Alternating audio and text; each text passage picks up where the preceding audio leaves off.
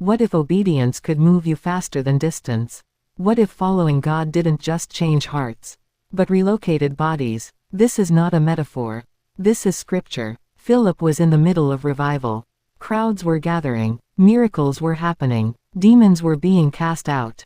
Joy filled the city of Samaria. This was success. This was momentum. This was ministry at its peak. And then God interrupted it. An angel of the Lord spoke to Philip and said, "Rise and go south, to the road that goes down from Jerusalem to Gaza." And scripture adds an unusual detail. This is a desert road. No crowd. No revival. No explanation. Philip did not ask questions. He did not negotiate. He did not delay. He rose and went. Sometimes God pulls us out of visible success to see whether we trust His voice more than our results. On that desert road was a powerful man, an Ethiopian eunuch, a high official in charge of the treasury of Candace, Queen of Ethiopia. He was influential, educated, religious. He had been to Jerusalem to worship, but he was returning still searching. He was reading from the book of Isaiah. The words were clear, but the meaning was hidden. Religion had brought him close, but revelation had not yet arrived. Then the Spirit spoke to Philip again. "Go near, and join yourself to this chariot."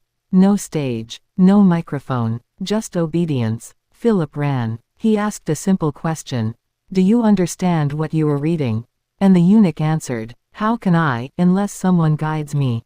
One honest question opened the door to destiny. Beginning from that very scripture, Philip preached Jesus to him. Not arguments, not tradition. Jesus, the suffering servant, the lamb led to the slaughter, the risen Messiah. As they continued on the road, they came to water. The eunuch said, "Look, here is water. What prevents me from being baptized?"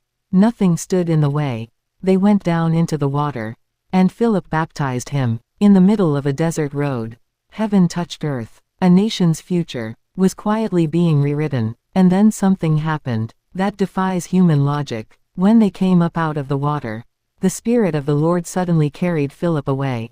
No goodbye, no transition, no explanation. Philip disappeared. The eunuch saw him no more. Yet he went on his way rejoicing. Philip was found at Azotus, miles away, instantly relocated, physically moved. Obedience triggered acceleration. Philip continued preaching in every town he passed through, until he came to Caesarea. 2 men left that road changed. One carried the gospel to a nation. The other was carried by the Spirit to his next assignment. God is not limited by distance. He is not restricted by geography. He moves people as easily as He moves hearts. Philip did not chase crowds. He chased obedience. He left revival for one man. And God trusted him with the impossible. Sometimes what looks like interruption is actually divine acceleration. Delayed obedience slows destiny. Immediate obedience invites divine speed. The question is not whether God can move you. The question is, are you willing to rise and go when He tells you to move?